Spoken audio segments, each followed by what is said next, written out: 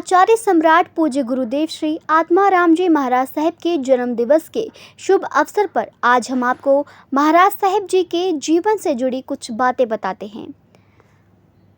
सबसे पहले आपको बता दें कि जनवादी विचारधारा के पक्षधर आचार्य सम्राट श्री आत्माराम जी का जन्म 1882 ईस्वी में पिता श्री मनसाराम चोपड़ा और माता श्रीमती परमेश्वरी देवी के घर राहों पंजाब में हुआ। पूर्व जन्मों के संस्कारों तथा पुण्य उदय से आपने पूज्य गुरुदेव श्री शालिग्राम जी महाराज के श्री चरणों में 1894 ईस्वी में 12 वर्ष की आयु में छतभनूड़ पंजाब में मुनि दीक्षा अंगीकार की। अपनी साधना तथा ज्ञान के बल पर आपने अनेक पदवियां प्राप्त की। श्री संघ द्वारा आपको उपाध्याय पद 1912 ईस्वी अमृतसर में, पंजाब का आचार्य पद 1946 ईस्वी लुधियाना में और श्रमण संघीय आचार्य सम्राट का पद 1952 ईस्वी राजस्थान साधड़ी सम्मेलन में दिया गया। आचार्य सम्राट का चादर महोत्सव 1954 ईस्वी में लुधियाना के बाग खजांचिया में हुआ, जिसकी अध्यक्षता उस समय के पंजाब के मुख्यमंत्री भीमसेन सच्चर ने की थी। साहित्यिक जगत में तो आपने क्रांति ही ला दी। कई विदेशी विद्वान भी आपकी लेखना का लोहा मानते थे। आपने जैन आगमों के सफल अनुवाद के साथ साथ स्वतंत्र साहित्य की रचना भी की। इनका साहित्य समाज तथा जीवन के अधिक निकट है। समाज के बालक तथा बालिकाओं के संस्कारों को पुष्ट करने के लिए आपने जैन बाल शिक्षा की रचना कई भागों में की। आप राष्ट्रवादी आचार्य थे। पंडित नेहरू, सरदार वल्लभ भाई पटेल, भीमसेन सच्चर तथा प्रताप सिंह कैरो जैसे राजनेता आपके पास राष्ट्र उत्थान के लिए विचार विमर्श हेतु आया करते थे। जहां कहीं राष्ट्र उत्थान का प्रसंग आता, आप गदगद हो जाते थे।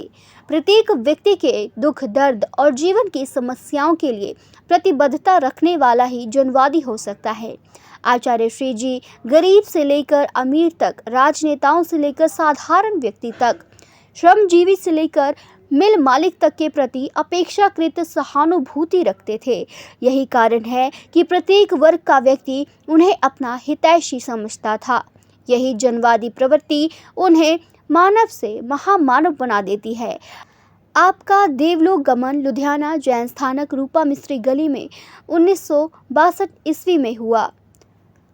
आचार्य प्रवर अपने युग के एक सफल प्रवक्ता एवं प्रवचनकार रहे हैं। शास्त्रीय तथ्य एवं सत्य ही आपके प्रवचनों का आधार होते थे। आपसे हृदय स्पर्शी ठोस तत्व प्राप्त होता था।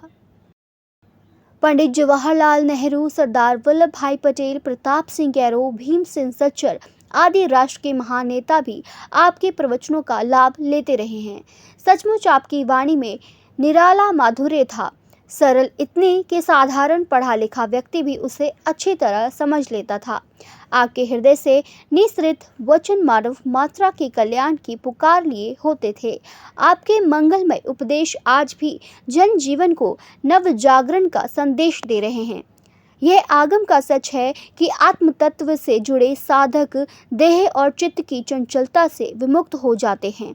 आचार्य देव आत्म तत्व से जुड़े हुए एक योगी पुरुष रत्न थे। उनका पूरा का पूरा समय साधना को समर्पित था।